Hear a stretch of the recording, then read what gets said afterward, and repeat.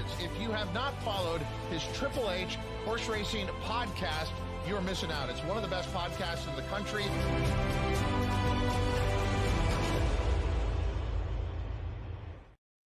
Good evening and welcome to episode 12 of Great Race Plays, right here on the HHH Racing Podcast, an exclusive look at the late pick 4 on Sundays at Santa Anita. I'm your proud host, Howard Kravitz. Thank you very much for joining me tonight, as I will be joined very soon also by my wonderful co-host, Paul Halloran, as we're going to be discussing, like I said, the late pick 4 at Santa Anita. Before we do that, please make sure you hit that subscribe button on the bottom right-hand side of the screen, the notification bell on the top right, and smash that like button below the video player. You can listen to this show on Apple Podcasts, Spotify, and Anchor.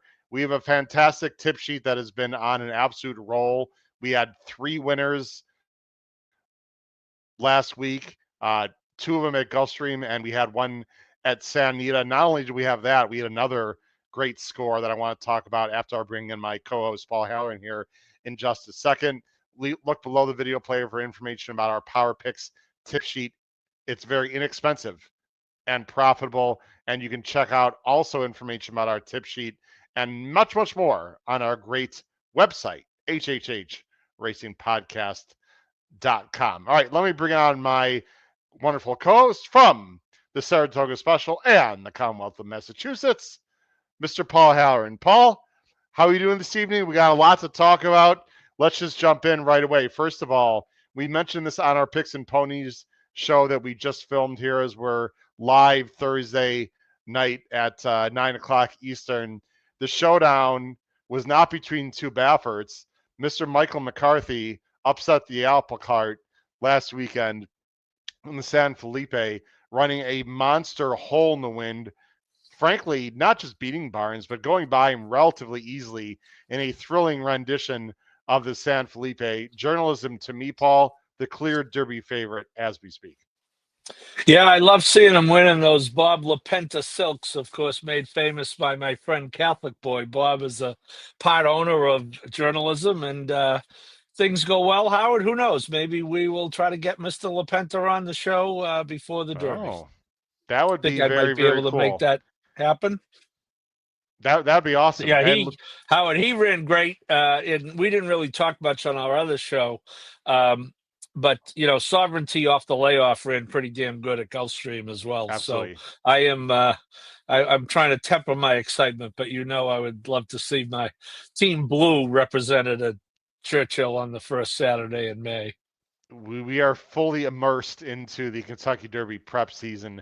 That is for damn sure. And Rodriguez is also talented, but maybe doesn't want the distance. I said on the show, I said on Picks and Ponies, I said on Axe, I went on a limb, Paul. Look, I'm wrong all the time, just like everyone else, but you got to take stands in this game. I try to be right more than I'm wrong. I do not think Barnes is a Kentucky Derby horse. He's extremely talented. He's very fast. If he stays healthy, he's going to win a lot of money. I hope he gets in the Derby, because unless he shows me that he can get more distance or at least a rate and finish, I will be against him on the first Saturday in May, Paul. Yeah, we talked on our other show about it. It still could go either way. We'll see. I don't think, my guess would be Bob's not ready to give up the ship yet. I pointed out on our previous show that he may wait and see how his other horses develop. But, will I be shocked if this horse enters the gate in the Jerkins at Saratoga on Travers Day? No, I won't. No. It'll be very interesting to see what happens. There was also a big announcement today that affects West Coast racing, but I'm going to actually hold off on that until we're halfway through the card. We'll have a few more people joining us, and we can discuss that big news. I'm sure you are aware of what I am talking about. Let's get into late pick 4. Now, first of all, Paul, our good friend Pete Visco is a little bit under the weather tonight. Hope he feels better. But shout out to Pete, who gave out a tremendous 3-hour late pick 3 and $5 double on this show, which included, I believe, a 14-1 shot in a wide open finale last Sunday. If you watched our show and you agreed with Pete's picks, Paul, wow, you cashed big time last weekend. Yes, Pete might not be sick. He might be out. He might still be hungover from spending the money. Wow. Celebrating, huh? Well, look, he's not the only one that gives out good scores. Paul and myself had our share of scores as well, but that one definitely stood out. Congratulations to our co-host Pete Visco for that. All right, let's get to late pick four on Sunday. And there's a stake race, Paul. It's the Pasadena. I don't know what the plans are for Sandy. I think it would be sort of cool. I don't have to tell them how to run their track, but I do think it would be nice if they maybe bring in some first responders or did something, because the city of Pasadena, unfortunately, Paul, along with Malibu and some other locales, really took it hard, unfortunately, with the horrible fires they had there. So I'm sure they will celebrate the city of Pasadena very accordingly with the Pasadena Stakes, which we're going to get to in just a minute. Let's go ahead and start with the late pick four on Sunday at the Great Race Place, and it starts in race 8, Paul. And by the way, don't forget to turn your clocks back or forward, actually, push them forward for daylight savings time, which is this Sunday, I believe. I'm pretty sure it is. So Well, make sure you do that, because you don't want to miss San Anita. But of course, it's later in the day. That should not be a problem. 4 o'clock local. It's going to be 7 o'clock Eastern. It is race 8, and it starts. Let me go and take this banner off the screen here, and let me bring up our picks right now. There we go. I'm going to go 726, and Paul's going to go 793. This is starter optional claiming 6,250 down to 5,000, restricted for the Northern California horses. And Paul, we've talked about this ad nauseum. I think you and I are getting a real good sense as to the talent of some of these horses. And just like any other place, if you watch these horses and watch replays, you should have an idea of what will happen. Of course, it's horse racing. Anything that can happen will happen. But I believe, Paul, just to toot our own horns, we've done pretty darn well in these races yeah, because they can be formful, and there are some angles that you definitely want to play against. I thought this was one of the tougher um, races that we've seen of this class level. It's a big field. It is a field of 9. Of course, we don't have morning lines. My guess is the morning line favorite will be between the number 6 Run in Ute for Veracio and Castellanos, the number 7 Major Tom for Maravilla and Orozco. Of course, Major Tom won last time. Did you have him on top? I think you did. I know I did, and we played a little music, which we're not going to play tonight. Um, good. so ground control to Major Tom. By the way, for those of you that are music fans, you know what I'm talking about. We are both going to go with Major Tom again. There's really 2 races that these horses are coming out of. The question I think, Paul, you have to ask yourself, and handicappers need to ask themselves, do you like the Major Tom race better, or do you like the Run in Ute race better? Many of them are coming out of one of those races. Yeah, I think, Howard, we have these races, I think, have been fairly formful in the regard that I know, we've talked that once they get a start or two down here, obviously then you have a much better barometer of how they're going to do. And, this could look too obvious. 3-2 last time, wins by 6 1/4, but I don't know. I guess I do. I guess that's the race I do want out of the two. I thought the 9 was kind of a wild card coming out of a totally different race. Took 14 starts to break his maiden, his 5-year-old gelding. But back to the 7, I think the number came back a little slower than the other race, so you might want to think of that. And you know, uh, Librato Baruccio, look at the numbers off the claim, so that certainly that certainly would be a plus to. As you're going to see, Major Tom is going to kind of effortlessly go by these horses on the outside. Um, Jock kind of knew he had the best horse, made sure he kept him out of trouble. Uh, and yeah, he just, and this is a similar field, it's a same Yep, conditions, similar field, same money. Um, sometimes these claiming horses do tend to, you know, run races in bunches. So I don't know. I mean, this is nothing clever. He's going to be better. I think he is going to be the favorite, Howard. I think he's going to take more money than these 6. But I agree. I picked him anyway.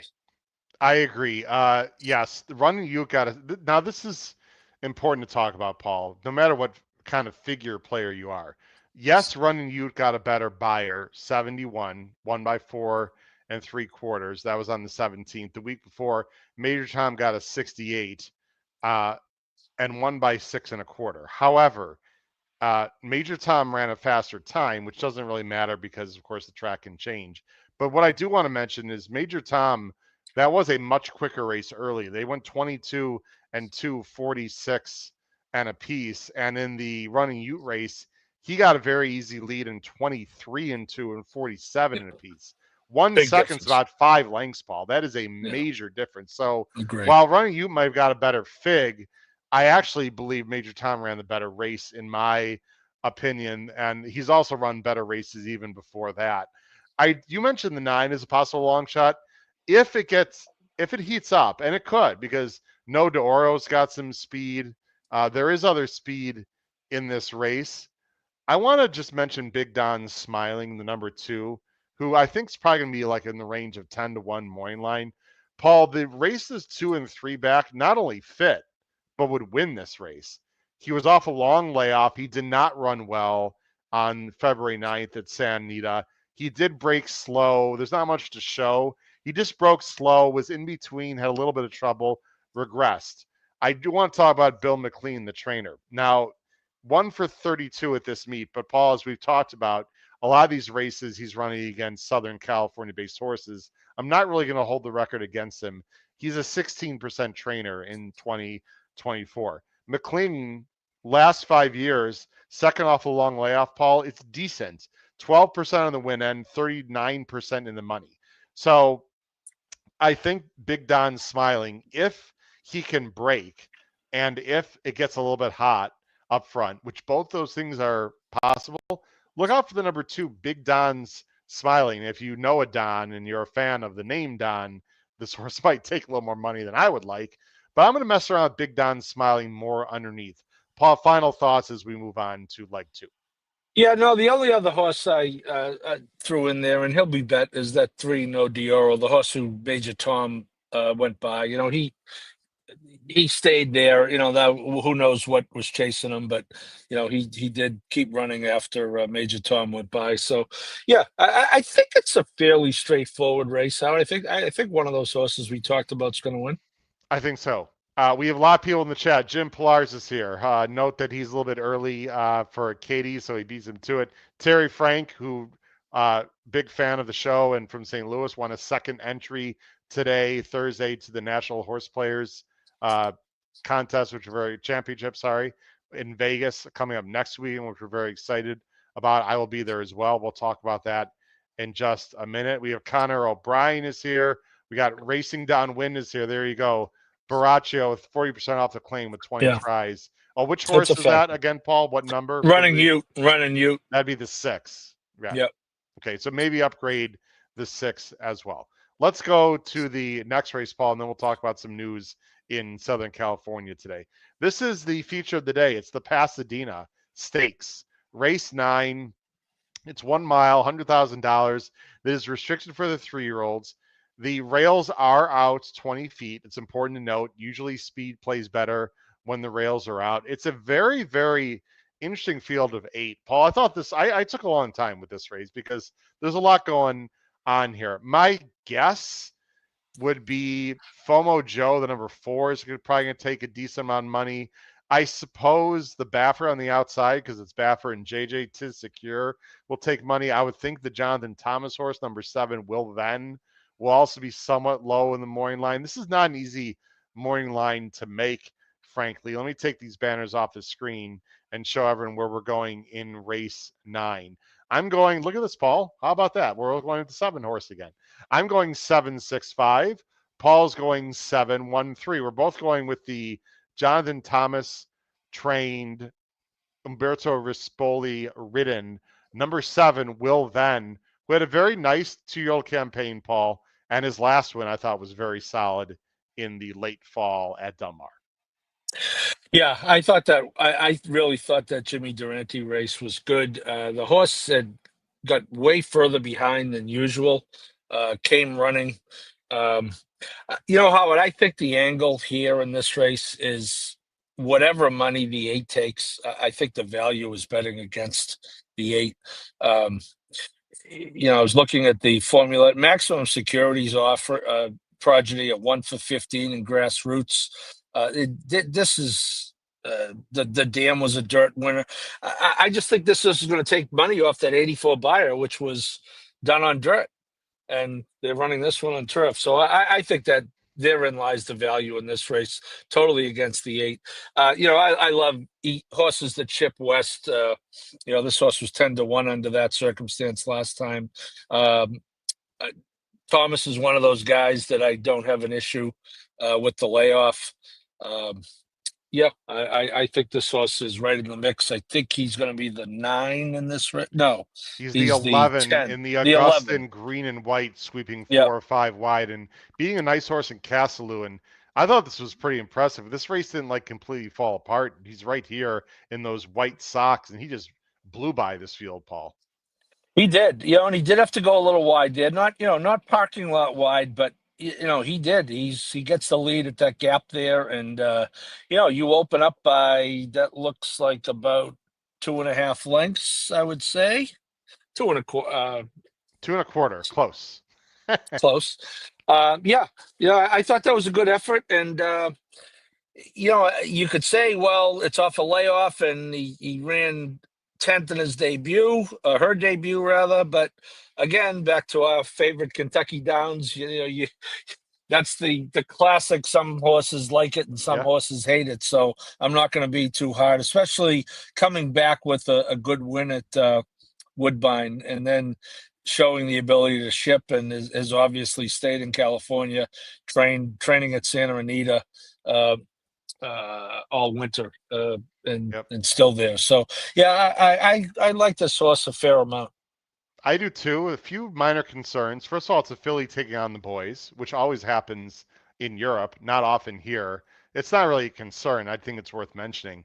Paul, I don't love the work tab. I don't know if you looked at it carefully, but took I assume a planned break after the Breeders' Cup, or sorry, after the Jimmy Durante, excuse me, and then worked on December 21st, and then had almost a month off, and then had 2 weeks off, another 2 weeks, and 2 weeks. Maybe, look, I'm assuming the horse is fine. I really shouldn't question Jonathan Thomas at all in this situation, Paul.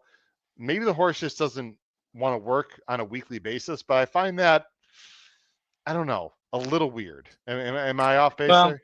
I think when you see 4 works that are all spaced by 2 weeks, I think that's a pattern, not a coincidence. Sure. You know I what like I mean? He may be just doing brisk gallops in between, as you said. He may not be a great workhorse, although one of those works was a bullet on the training track at Santa Anita. Yes. But again, if it's one interruption in the list of works, Howard, 1 week, 1 week, 1 week, 3 weeks. This is 2 weeks, 2 weeks, 2 weeks. So I'm not going to get started. I think Jonathan Thomas is very underrated. Speaking of Catholic boy, doesn't have as much stock now. He's kind of spread out.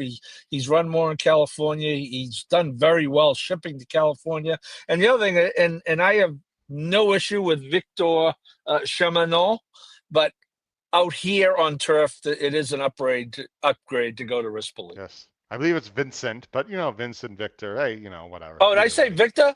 I believe you did, but that's okay. It's a long week, Howard. Leave me alone. I'm gonna have a piece of my brownie. I'm gonna have a piece of my brownie now. Good. Okay. Your Tis Secure thought. Maximum Security is also horrible first out, but this horse ran a hole in the wind. I just want to mention the dam. Tough Tis, who I liked a lot and actually gave Zenyatta a real good scare in a race way back in the day, was a very good Sin horse. This is synthetic, yes. This is a and synthetic horses can be good on turf. Very weird spot with Tis Secure. I sort of agree with you. We're going to move on. But I want to mention Rank, who our good friend on the show. We got a lot of good friends on the show, but there are certain people part of this podcast that thought Rank was going to win the Santa Anita Derby. Ryan Anderson. That doesn't going to happen, but this is an interesting spot. I've always thought Rank has sort of like a high knee action and might take to the turf okay. He's certainly faced a lot of monsters. I'm a little bit interested in Rank. I don't like the speed in general. Precision also got a weird trip last time. So you might want to look at that. You've got Freedom's Not Free in second, who I liked last time and got a good trip, but just couldn't quite beat a very informed Scipio, who got a perfect ride from Pratt. You're also going to look at Friendly Confines. And of course, as a fan of the Chicago Cubs, you got to love Friendly Confines, the nickname for our beloved Wrigley Field. Really fun race, Ball, very interesting. It sort of feels like you want to try to beat the favorite. I hope Will Then is not too low a price, Ball.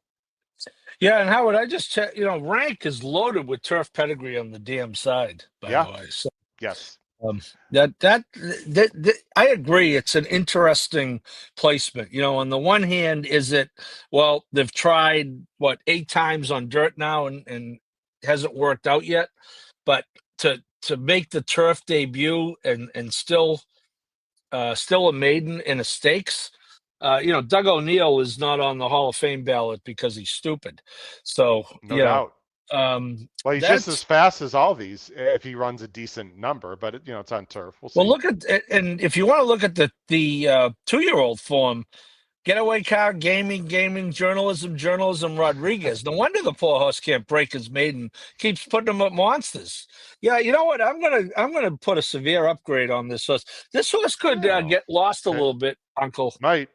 He is the 6, by the way. I think you said he's the 6. I think you said the 4. I could be mistaken, but now you're gonna pick on the. Oh, I'm gonna have another piece of brownie while you make fun of me. Go ahead. You just talk about all my mistakes. Not making fun, Paul. Just don't want to confuse our wonderful viewers and listeners out there. And we have a whole bunch watching, by the way, and listening on the Santa Anita X handle, and as well as the Santa Anita YouTube channel. So welcome to all of our wonderful friends out on the West Coast. Speaking of West Coast, Paul, very quickly, I'll let you finish your brownie. Big news today, Trevor Denman announces retirement. Not too much of a surprise, I don't think, although we weren't sure exactly when. He'd been missing some certain weeks and whatnot over the last year or two. He's in my top 2 or 3 all time. It's not even close. Definitely 5, maybe 3. I agree. Yeah, I don't even want to get into that debate.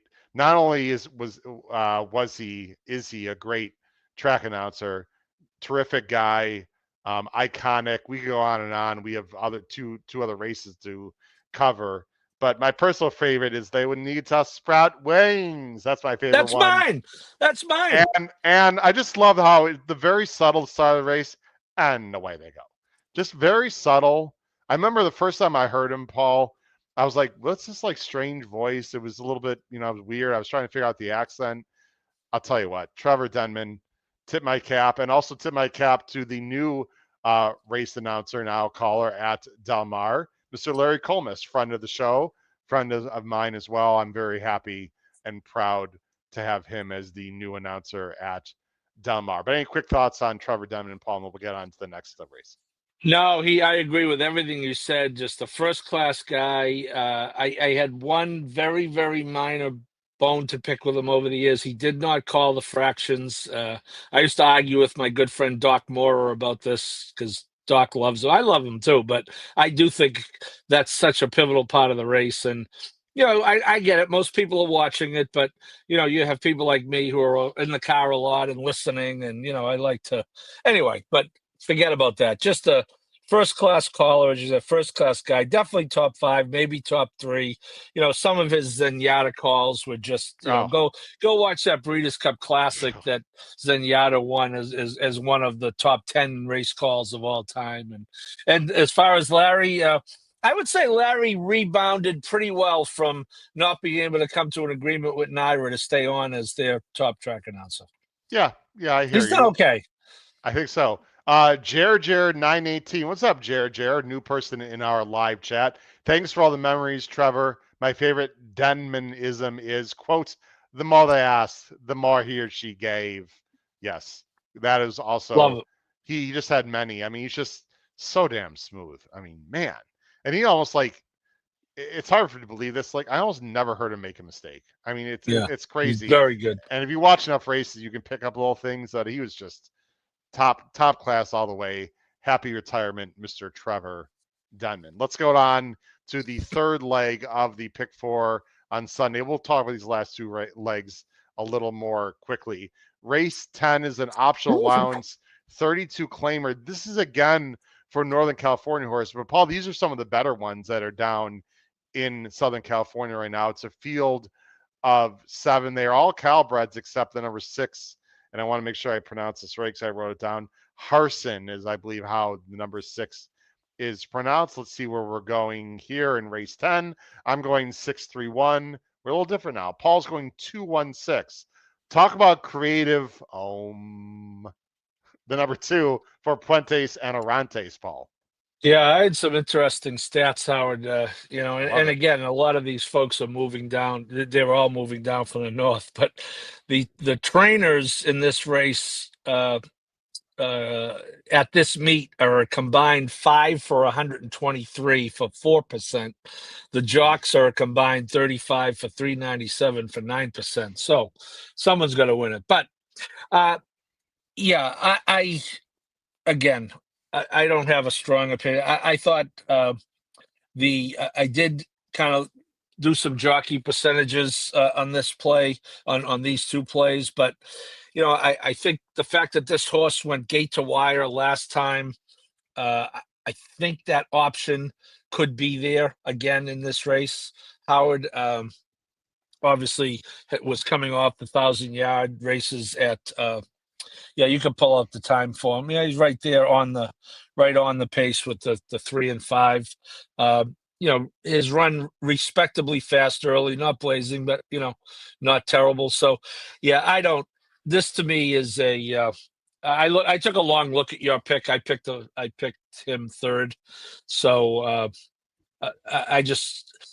I will play the race in the horizontal so that the 1 or 2 probably has to win, other than a real backup ticket with the 6. Paul, that's one of my stronger opinions of the sequence, and I'm pretty sure I have the favorite, so I'm not being overly creative. I think Harson lays over this field. I think he's going to win relatively easily if, and it's a big if he can handle the quick turnaround. I'm not sure I love the quick 2-week turnaround, but this horse seems to run relatively often. And I'm going to trust that the trainer knows what he's doing here. He is in for the 32. I mean, I guess there are some things to worry about, but boy, the numbers, just by the numbers, I think he not only fits, but he's the best. This trainer is also very good, by the way, who I'm not overly familiar with, Samuel Calvario. Again, 18% trainer, though, Paul. You can't be worried about the over 25 at this meet because they don't run a lot of these restricted races. And obviously, he's running horses, against tougher companies. So I'm just not going to take the trainer stats in Southern California to heart with the Northern California-based trainers in general. His numbers fit. He ran good against Wound Up last time. Granted, it was on turf. I think he's just going to sit a good trip and win. This Grubauer was a complete monster that he faced 2 back. Grubauer has been destroying these types. If you look at what Grubauer has done, I mean, this horse came down from Northern California and won by 3, won by 5 with an 80 and 91 buyer. Grubauer is not in this race. I just like Harson quite a bit. Again, not overly creative. He's probably the favorite. I would mess around a little bit with the 3 as well. Idaho 1. So here's my thought really quick, Paul. This is like year 2. If a horse gets loose on the lead, maybe it's this one, turf to dirt, Franco. I think the 3, well, according to the time form, the 3 is faster earlier than the 2 and perhaps more classy with 50 claimers and N1Xs in his form. So if a horse gets loose, maybe it's Idaho once, not doing it in Boise, but doing it in Arcadia, California for Idaho once. Interesting race, Paul. We'll see what happens. Any final thoughts? And we'll go to last race. Yeah, no, like I said, I took a long look at your 6. I'm a big Johnny Tabota fan. He claimed this horse. The horses that Johnny owns, he has a son with autism. They all have autism in the name. But this one, of course, he claimed. But yeah, you could be right. One thing that people should be aware of, this horse 3 back ran second to Major Tom. So let's see how Major Tom runs against much cheaper company 2 races prior to this. If for any reason Major Tom doesn't run well, I'm afraid I would have to downgrade this one. That's fair. They are, yeah, because of the class level too. So I would agree with you. That is interesting. Got a lot of people in the comments. Just want to see who we've got here. Tom Espinoza. He knows these Northern California guys. For those people who don't know Tom, and most people listening and watching do not, Tom lives in the San Francisco area. Calvario, solid trainer at GG for years. He would know. That's why, see, Paul, this is why we are great people to give us Yes, this type we have of them everywhere.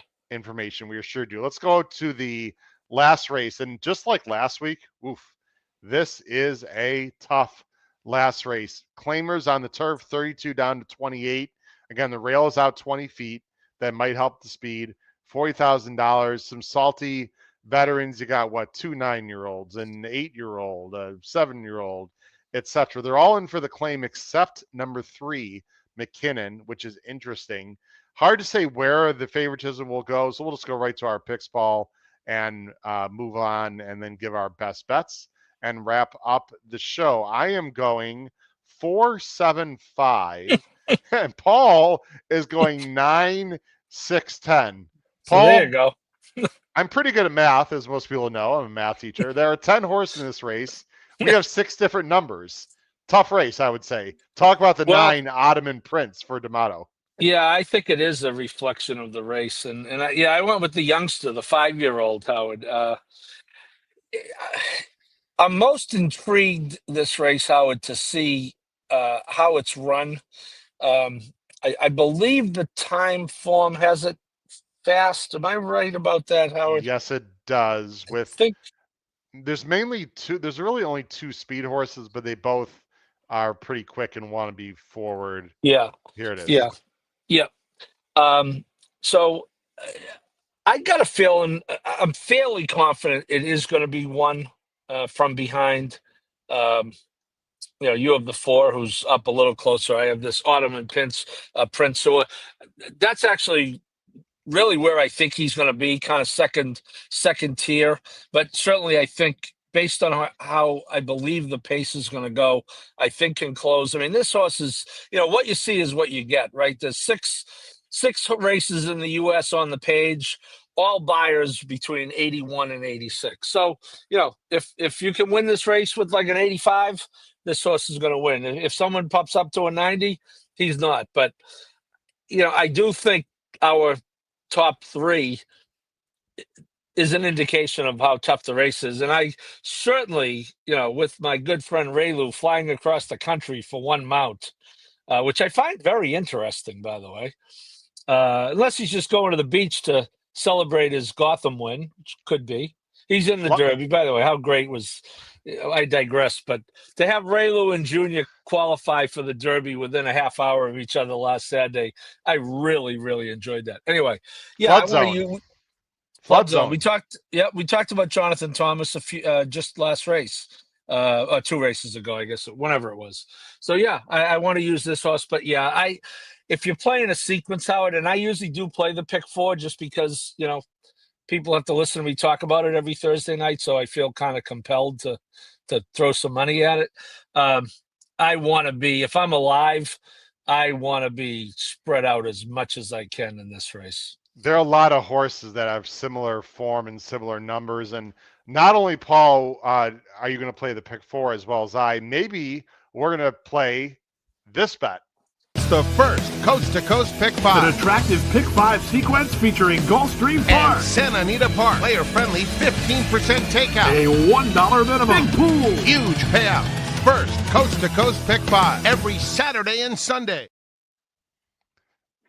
Coast to Coast pick 5, a tough bet, but a lot of fun. It's $1. Get some friends together, play a big ticket.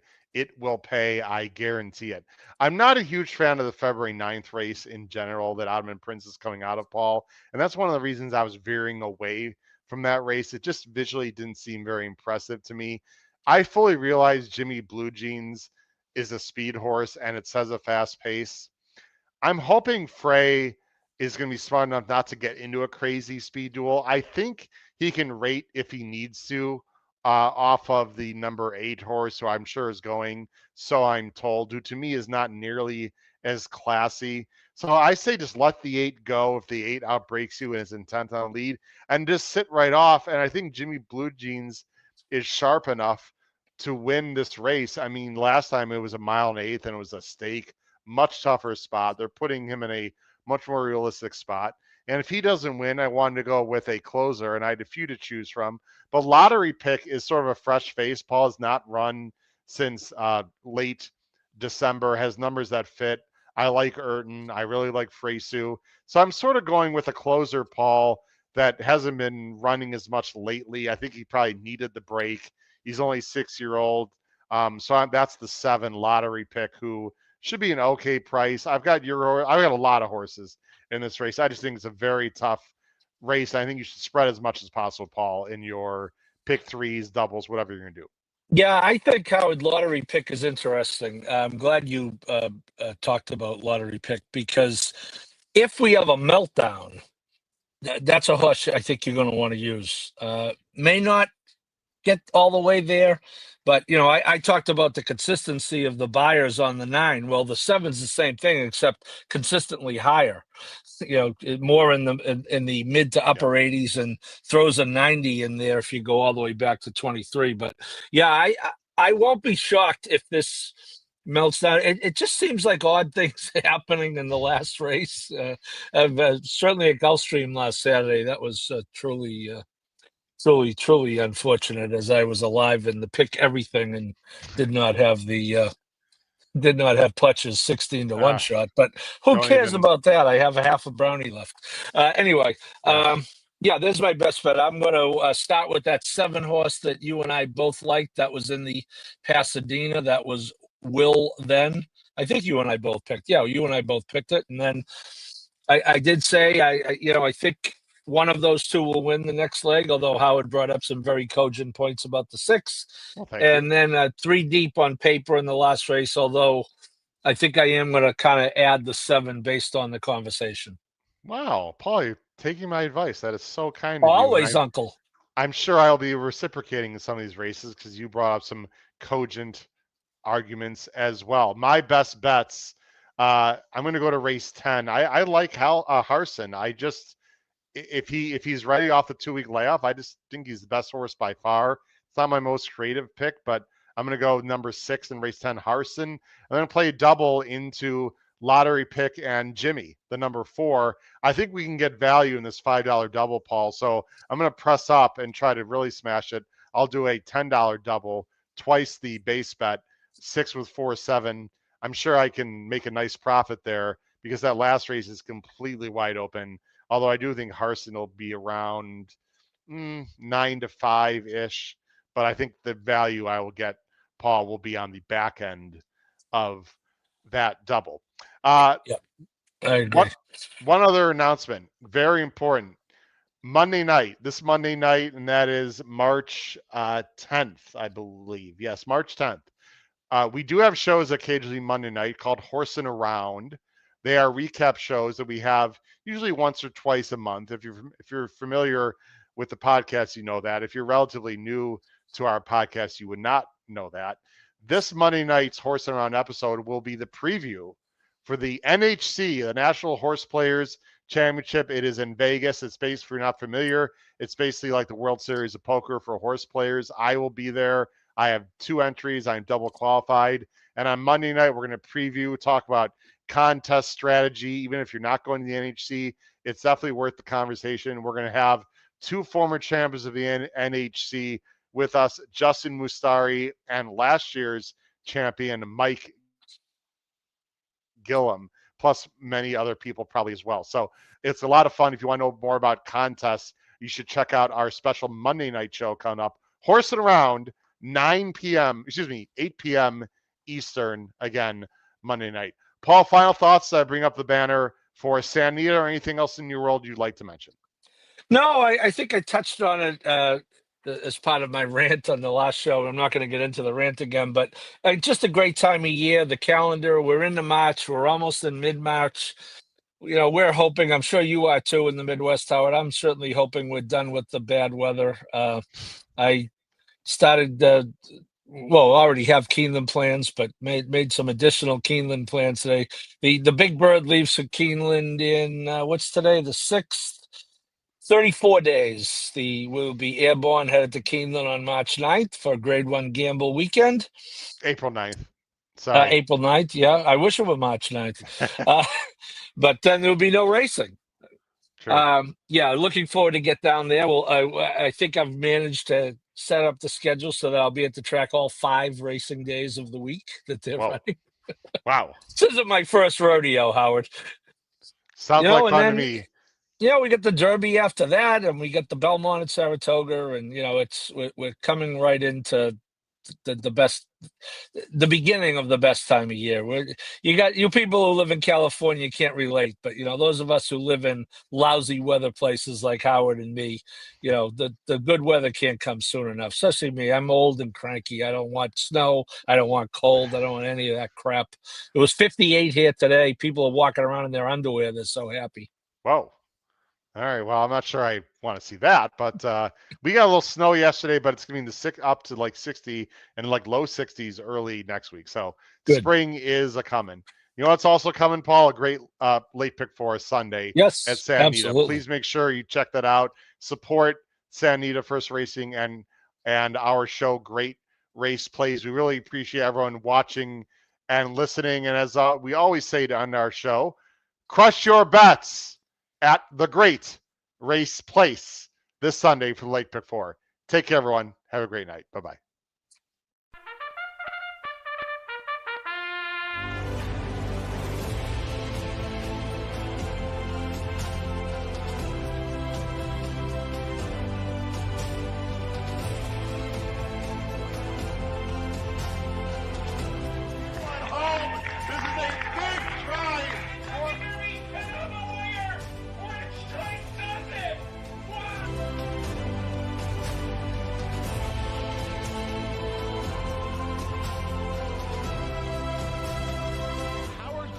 If you have not followed his Triple H horse racing podcast, you're missing out. It's one of the best podcasts in the country.